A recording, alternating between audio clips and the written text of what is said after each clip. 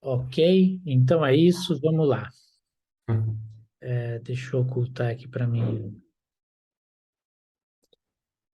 os controles da reunião e é isso. Vamos lá. Podemos entrar no assunto já, né? O seu objetivo agora é aprender desenvolvimento, certo? Certo, João. Então, Desenvolvimento. a minha sugestão é começar se atualizando na tríade da web, que é o HTML, CSS e JavaScript.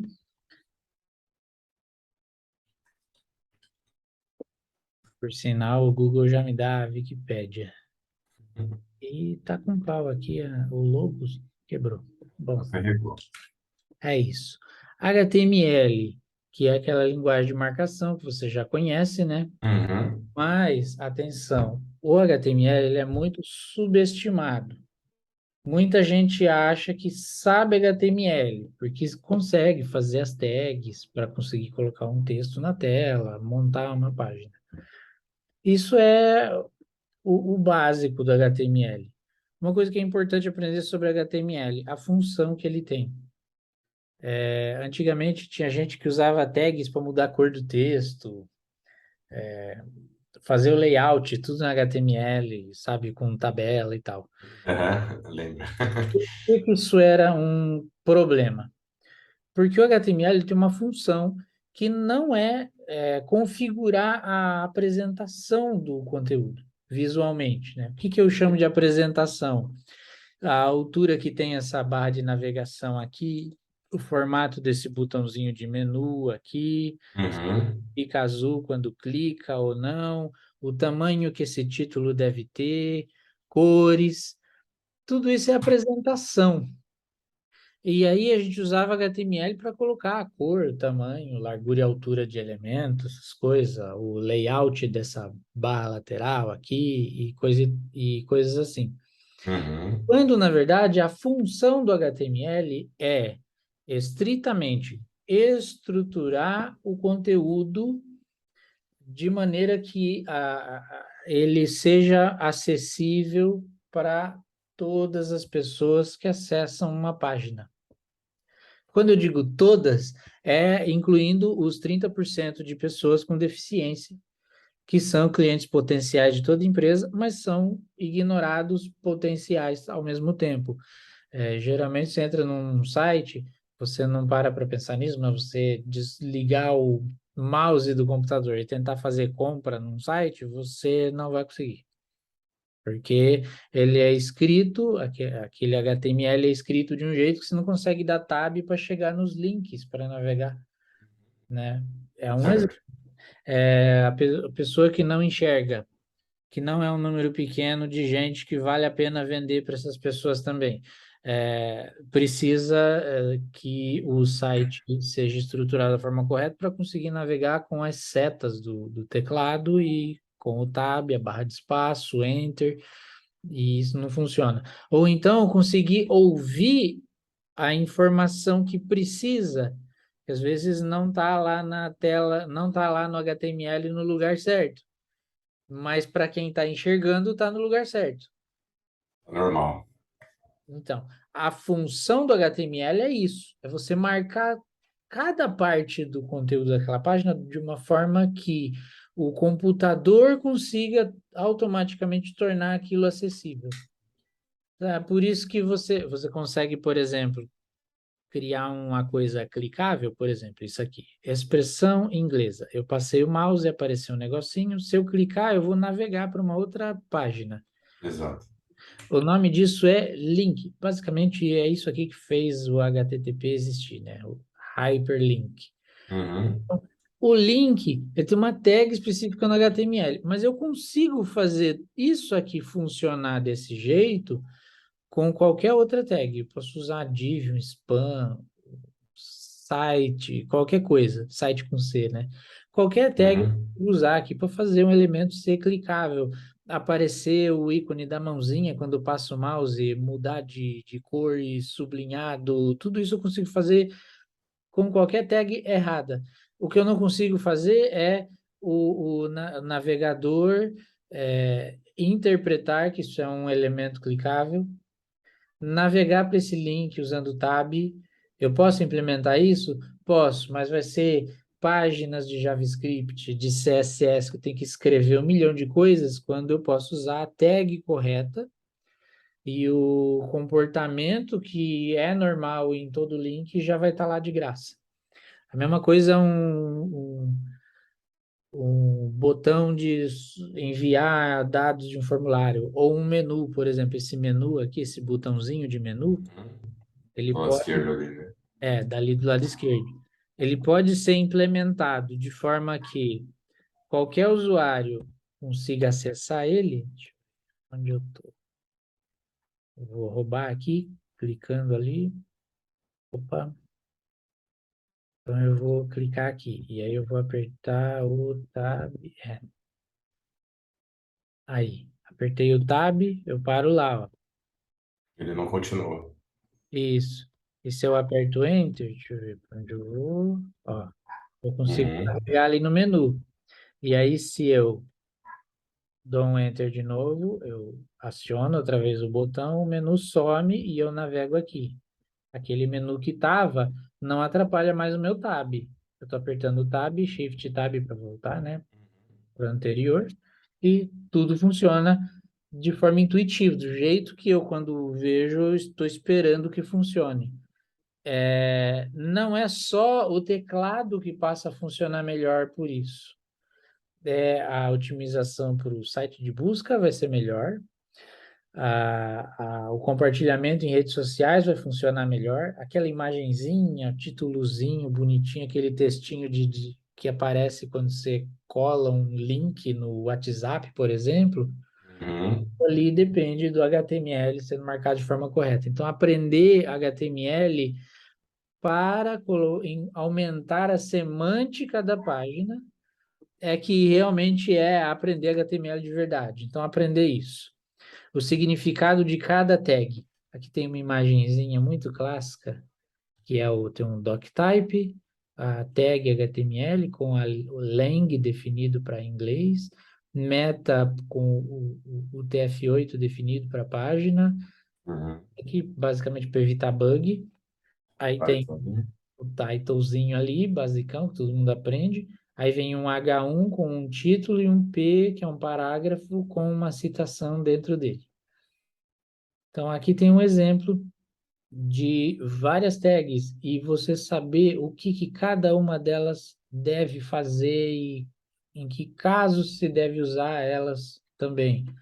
Inclusive casos onde você não deve usar o HTML semântico, porque às vezes precisa criar um elemento a mais para poder estilizar ele no CSS. Ali você tem a div, que é uma tag HTML que tem zero semântica. Quando você coloca ela, ela significa absolutamente nada. Só que você está dividindo o conteúdo para poder fazer uma referência àquele trecho do conteúdo no JavaScript ou no CSS.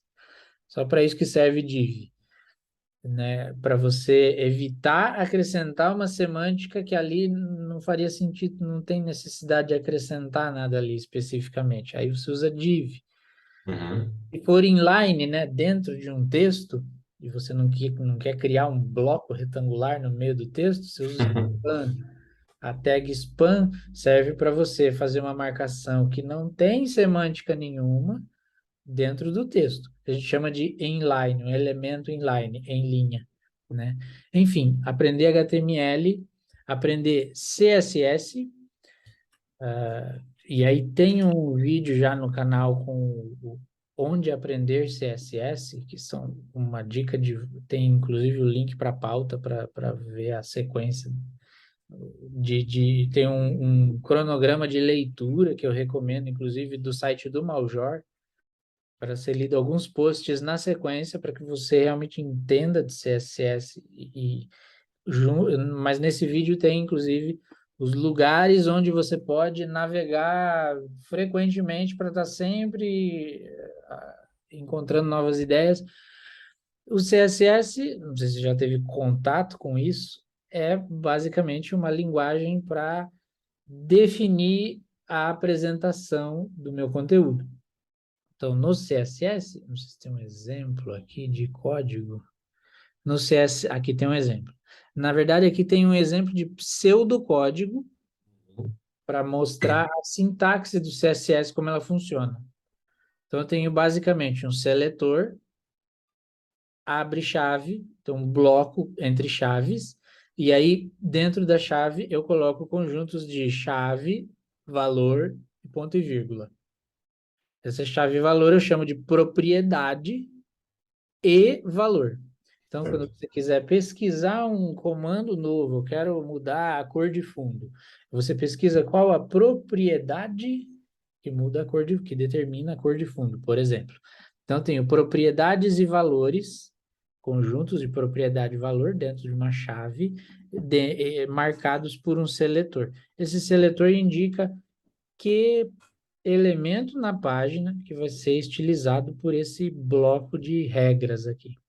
Então, isso aqui eu chamo de um bloco de CSS, dentro do que tem um seletor e um conjunto dentro de uma chave. Esse conjunto eu chamo de regras de CSS, cada chave valor eu chamo de uma regra, e aí as regras são compostas por nome da propriedade, dois pontos, valor, ponto e vírgula. Isso é tudo que, assim, que existe de sintaxe de CSS para aprender. Agora, onde que a lição vai ficar mais longa? Em conhecer as propriedades do CSS, quais são elas, o que cada uma faz, para você poder mudar a borda, a cor de fundo, inclusive aquele negócio quando eu estava dando tab aqui, né? Ó, aqui no número 3, ali no link, ó, que eu realcei ali, fica uma linha azul em volta, né? Certo, Aquilo ali tem um tem, destaque ali. tem a propriedade. Ué, sumiu agora. Tô ficando cansado já essa hora, esqueci, Segundo né? a sintaxe, né? Tem que conhecer a sintaxe para Sim, mas CSS. eu ia dizer que este anel em azul em volta do link, quando eu dou tab nele, tem uma propriedade no CSS que eu posso usar para remover ou redefinir esse outline. A propriedade outline Outline. que eu uso, eu posso, por exemplo, definir na minha página que os links, quando tiverem foco, e aí eu vou usar o seletor, aqui o pseudo seletor focus, né, dois pontos focus, para definir que o outline seja none, nenhum. E aí quando eu der tab, não vai aparecer aquele anelzinho azul em volta das coisas, o outline. E aí eu volto nos problemas de acessibilidade, eu tenho que definir algum efeito, né? Se eu quiser Aham. ver outline, por exemplo. Então eu tenho que me preocupar em aprender quais são as propriedades, quais são os seletores possíveis no CSS, que são muitos, e tem seletores novos que nem eu comecei a usar ainda, são muito recentes, que os navegadores agora estão implementando bem mais rápido novidades, né? Saiu agora a CSS 4, não sei se você ouviu falar, que é a versão 4, a especificação número 4 do CSS. Não existe a versão 4 do CSS, mas existe um conjunto número 4 de coisas novas que foram adicionadas Entendi. ao Entendi. CSS. Então, essa nova especificação tem seletores novos, diferentes, que tornam o código muito mais simples de fazer e tal. E, e novas propriedades que fazem muita coisa diferente. Aqui tem uma explicação dos tipos de seletores, né? Uhum. Por classe, que é quando você coloca o pontinho, o nome da classe. Por ID, que é o hashtag, e o ID que um elemento tem. E também eu posso colocar vários seletores no mesmo bloco, separando por vírgula. E por aí vai. Tem várias regras para você fazer seletores bem complexos. Aqui, por exemplo, eu estou pegando um parágrafo que tenha uma classe, minha classe 03, Três. Uhum. e procurando dentro desse parágrafo que tenha a classe 03, qualquer outro elemento que tenha uma classe, minha classe 04. e ele vai definir aquela cor. aquela cor ali para aquele elemento. Ô, João, eu que eu lembro que, pelo menos na época de faculdade, quando a gente começou a trabalhar com HTML, isso lá em 2001, né? É, Tinha front page, mas era tudo feito em HTML puro, né? Então, fazer fazer ali uma cor de fundo ou colocar um frame, era tudo feito em HTML, né? Assim, era bem até o resize da página, colocar um marquee ali, era tudo ah, muito feio, sim. muito Tanto estranho de que se fazer. existia a tag marquee, Behavior, né?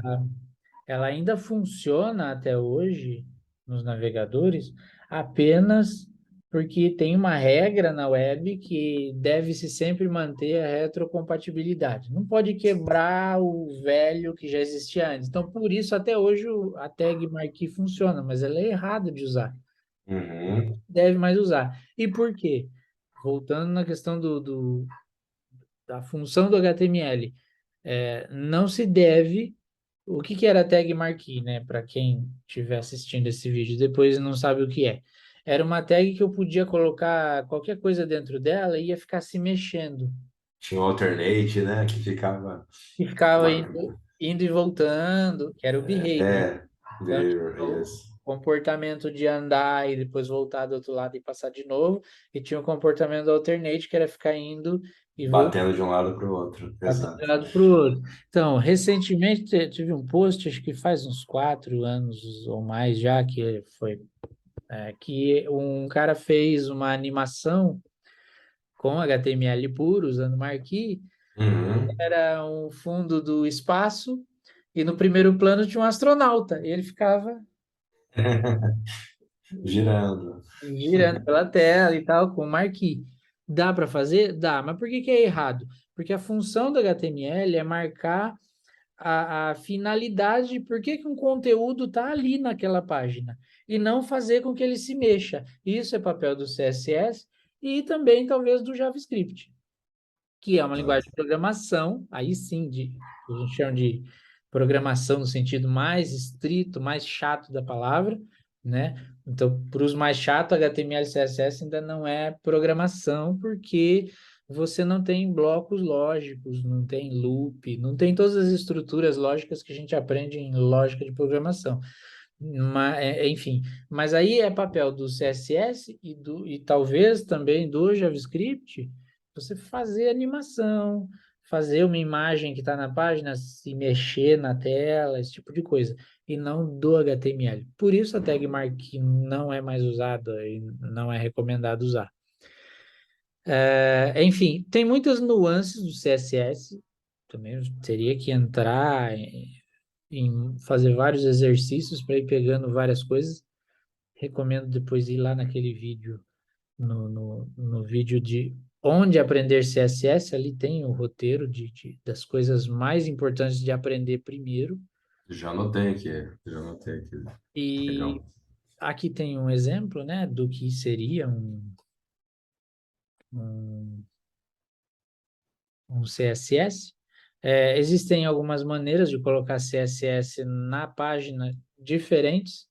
Então, aqui, por exemplo, eu tenho o exemplo de uma folha de estilo interna, que Uhum. usa a tag style, e dentro da tag style eu coloco o código CSS dentro do mesmo arquivo que tem HTML. Então, aqui é uma página HTML, né? Tem uma tag HTML, a tag head, aí no head eu ponho um style, eu coloco aqui dentro da tag style, eu posso pôr código de outra linguagem, que é o CSS.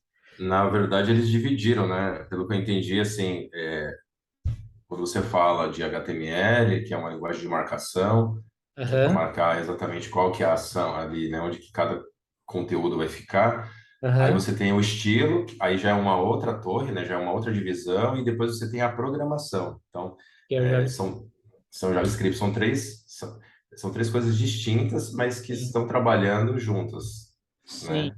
né? Não, você não precisa necessariamente separar em três arquivos diferentes, porque aqui está o exemplo, né, da Uhum. folha de estilo e um JavaScript aqui dentro, nesse exemplo, Certo. no mesmo arquivo HTML. O arquivo é Uhum. HTML, ele tem primariamente código HTML, mas com a tag style eu posso injetar o CSS direto e com o script eu posso injetar JavaScript direto no mesmo arquivo. Mas o ideal para ficar organizado e para um projeto poder escalar, né, ficar maior, o correto é você usar a tag link aqui em cima para referenciar um arquivo à parte com CSS e em seguida uma tag script com o atributo src aqui. Ela vai ficar vazia, não vai ter nada aqui dentro, mas aqui vai ter o src igual a o nome do arquivo já, Que seria o source, né? A origem. que seria a origem do meu código JavaScript. O que eu me lembro, João, não sei se ainda a boa prática é assim atualmente, mas pensando antigamente, lá quando eu usava o front page, depois algumas outras ferramentas, né? Mas ele dividia por diretórios, né? Quando tinha lá, você tinha acesso ao seu repositório dos seus códigos, né? Da sua página, das suas imagens. Então, ele, para cada bloco de arquivos, né, ele tinha ali um diretório. Então, ele tinha um diretório do CSS, um diretório de imagem ou do próprio, ou dos scripts, por exemplo, né? Isso ainda continua, ou seja, você tem essa divisão em... Aí a melhor resposta é que depende do projeto, não tem uma melhor prática para todos. Mas o ideal é você ter uma pasta para arquivos CSS, uma pasta para arquivos JavaScript, uma pasta para as imagens, né? É uma organização, né? Você tem É, uma... e pastas para outras coisas. Certo. Geralmente tem arquivo PDF para baixar, eu crio uma pasta downloads, por exemplo. Uhum. Legal. Mas também existe hoje uma coisa que na época do front page não tinha, que é a sua configuração de arquivos de código fonte, que depois vão ser compilados por alguma ferramenta, e aí essa ferramenta vai gerar a estrutura dela para você jogar para produção o seu projeto, né? Seria um Git lá, um GitHub. Vou mostrar aqui, por exemplo, no meu GitHub, né? Esse aqui, ó, no meu perfil, você tem, não sei se você já viu isso, mas no GitHub, vou dar um zoom aqui. Se você criar um repositório que é o nome da sua conta, .github.io, ele automaticamente publica como seu site pessoal, certo? Legal. Então, eu Uhum. crio esse repositório aqui, vou fechar isso aqui. Eu crio esse repositório aqui, que está na minha conta, Johnny Lab, e o nome do repositório é o nome da minha conta, .github.io. Se eu pegar este endereço aqui e jogar direto como um site, ó, ir para o site Uhum. lab.github.io, ele abre o meu site, que aquele código-fonte lá do repositório do GitHub renderizou, ele buildou, ele compilou para mim. Na verdade, no GitHub Pages não tem back-end, ele compila para páginas estáticas de JavaScript, de HTML, páginas HTML estáticas. Mas eu posso usar algumas coisinhas especiais. E aí que Entendi. está o legal. Eu vou pegar essa extensão aqui, vai me ajudar a navegar, e ela não... agora sim, está funcionando. Que aqui eu consigo navegar. Essa extensão aqui chama Octotree. Esse aqui, ó. Aparece o nome? Não, não está aparecendo o nome. Deixa eu ver aqui. Aqui, extensões. Octotree ali. Aqui. Essa extensãozinha aqui para o navegador. Ele, Hum, ele navega no seu repositório e mostra para você as pastas que tem nele. É isso. entendi. Só para simplificar a sua navegação. Então, para quem nunca viu como fazer um site usando GitHub, tem já um vídeo no nosso canal mostrando o passo a passo para fazer, né? Mais um. Você cria esse sua conta.github.io, põe uma página HTML, uma index que está aqui. Põe uma index.html com qualquer coisa ali, dá um commit, sobe para o seu repositório esse arquivo, espera alguns segundos, você vai poder ver que, tá vendo esse checkbox, esse Vzinho verdinho aqui, do lado do último commit? Isso aqui é um indicador de que ele compilou o site e publicou. E aí, se você vai nesse endereço, no meu caso aqui, eu configurei ele para redirecionar para um domínio que eu tenho, né, do meu site, Uhum. .br, mas você consegue rodar ele no .github.io mesmo, esse é o endereço. E aí você vê o site funcionando mais rápido do que qualquer back-end, estrutura de back-end que você consiga fazer, porque ele é tudo página estática, tudo HTML estático. Só que você consegue, usando essa ferramenta que roda no GitHub, fazer o site como se ele fosse um site com algumas regalias. Por exemplo, olha aqui, ó, tem uma pasta layouts que eu uso para criar, olha só, o esqueleto das páginas, uma master page. Uhum. Aqui no meio, ó, onde está escrito content, é onde ele vai compilar para mim o conteúdo das páginas. Então, quando eu crio uma página, vou ver, por exemplo, a index. Olha, repara que tem uma marcação de metadados aqui no topo, Isso.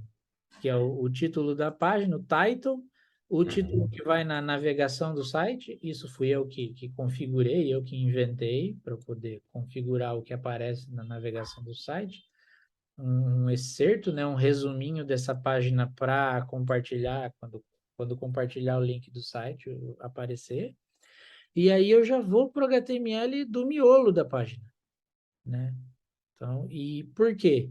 Porque quando eu atualizo, eu dou um commit nesse código, ele já vai renderizar esse layout aqui para mim, com o conteúdo aqui dentro. Tá, Esse entendi. layout que tem o layout pai, e aí vai herdando os HTMLs e montando. Então, eu consigo reaproveitar código usando uma ferramenta de compilar um site, que no final vai criar um monte de HTML, ele não vai ter nada rodando no servidor, certo? Tem o conceito de include, né? Ó, pedacinhos de código que eu posso reutilizar, aqui tem um header do site, é isso aqui. Você tem a variável ali, né? Aí eu consigo usar aqui o include do ícone do site, o SVG, né? Ó, que legal, isso aqui é muito legal. Um widget de compartilhar a página. Se eu vier aqui num post, eu tenho aqui, né, esses iconezinhos de compartilhar. E aqui no final do post, eu acho que eu coloquei também. Não, tirei. Então, eu tenho esses botõezinhos de compartilhar aqui. É isso aqui. Você Então, configurou ali. eu consigo nesse include, eu receber parâmetros, né? Quando eu precisar utilizar ele aqui, ó. E aí eu consigo fazer um pouquinho de lógica para na hora de compilar, ele compilar esse bloquinho de código diferente, customizado para cada página diferente. Então, tem essas ferramentas modernas. No caso, esse aqui é uma ferramenta que eu estou usando que roda no GitHub, chama Jekyll, é o jekyllrb.com.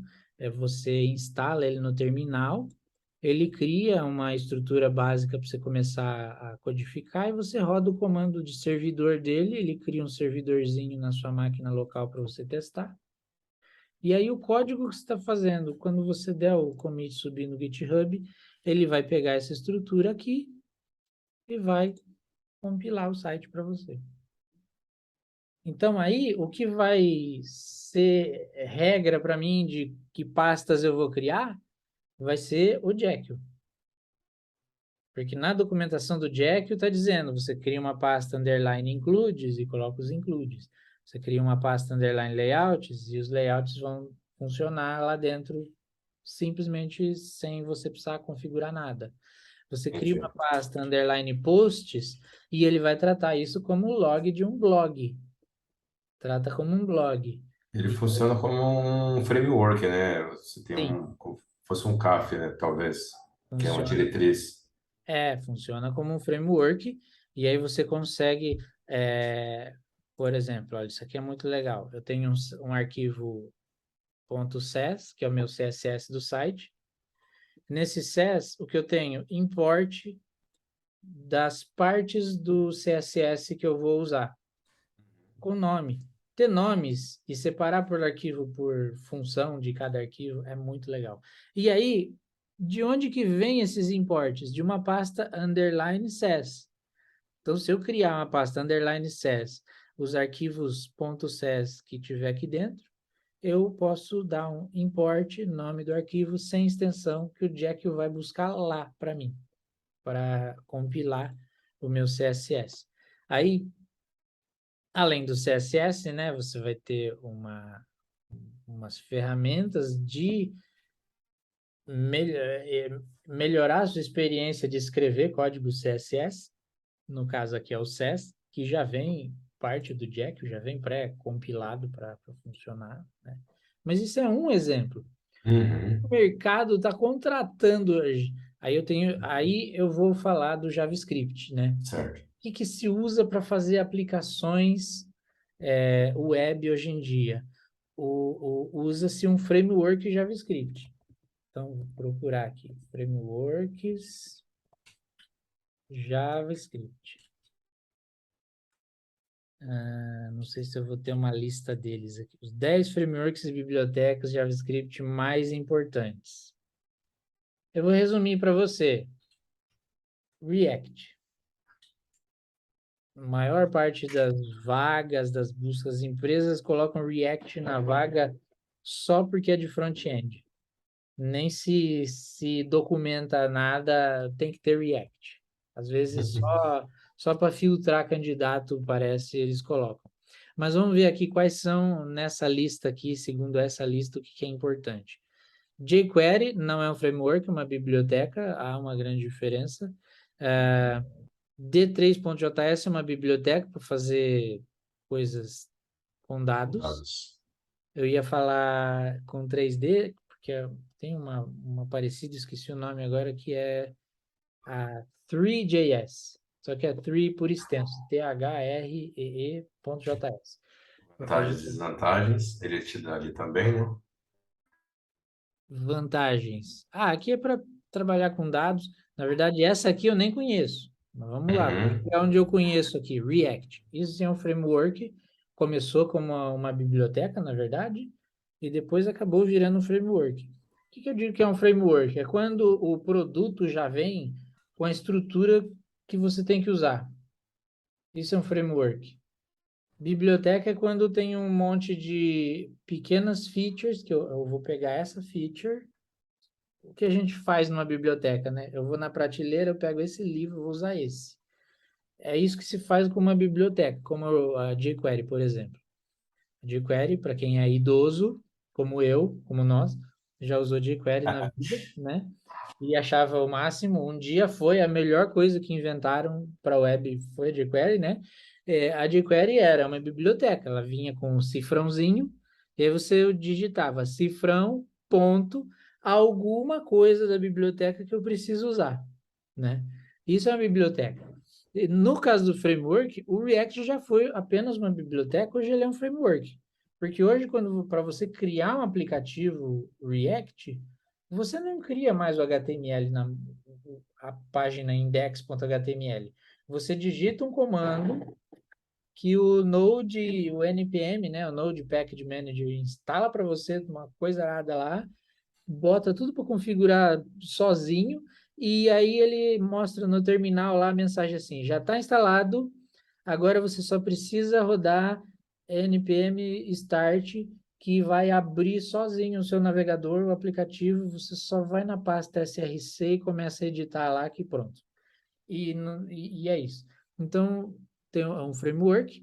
Uhum. Glimmer.js, não conheço, vamos pular. aqui, desenvolvido pela turma do Ember. Ember é do meu tempo, nunca cheguei a usar também, mas Babel não é framework. Babel é uma ferramenta que o React usa, que na verdade é uma ferramenta que serve para você escrever o JavaScript mais moderno possível e o Babel traduz para você. Lembra da Torre de Babel? Lembra? Que era a Torre de Babel. Todo mundo falava a mesma língua. E aí a pessoal fez uma torre em Babel e aí Deus foi lá e dividiu todo mundo para línguas diferentes. É isso que o Babel faz. Você escreve, todo mundo escreve código na mesma língua, o Babel converte isso para a língua que os browsers vão rodar, sem dar bug, sem dar pau. E o Babel surgiu quando surgiu o ECMAScript 6, que introduziu um monte de mudanças na linguagem JavaScript que iam quebrar no navegador, na verdade.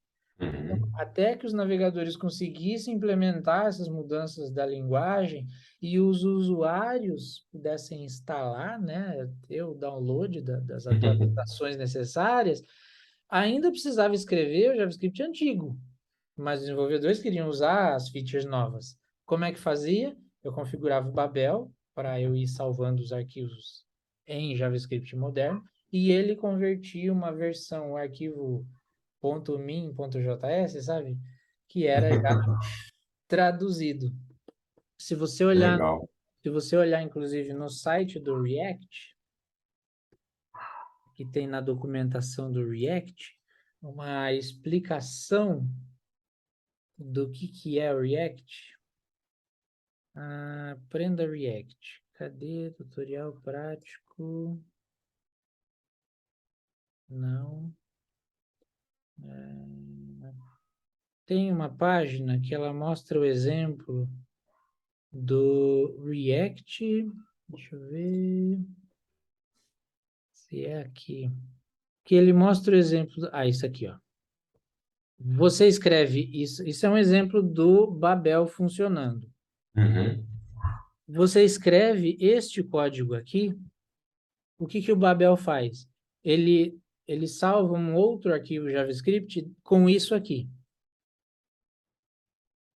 Então, o que está acontecendo aqui? Nesse código de cima, que está destacado, você está escrevendo um código para o React entender, e não para um navegador web, um aplicativo de verdade funcionar.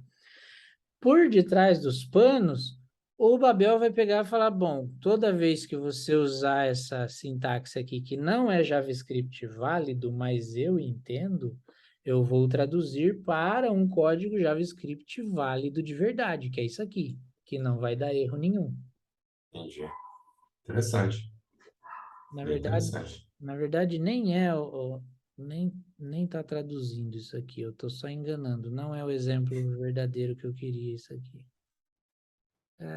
Eu queria encontrar aqui é o exemplo. Agora sim. Então, ó, esses dois exemplos são idênticos. Então, olha só, const element igual a, e aí eu coloco um código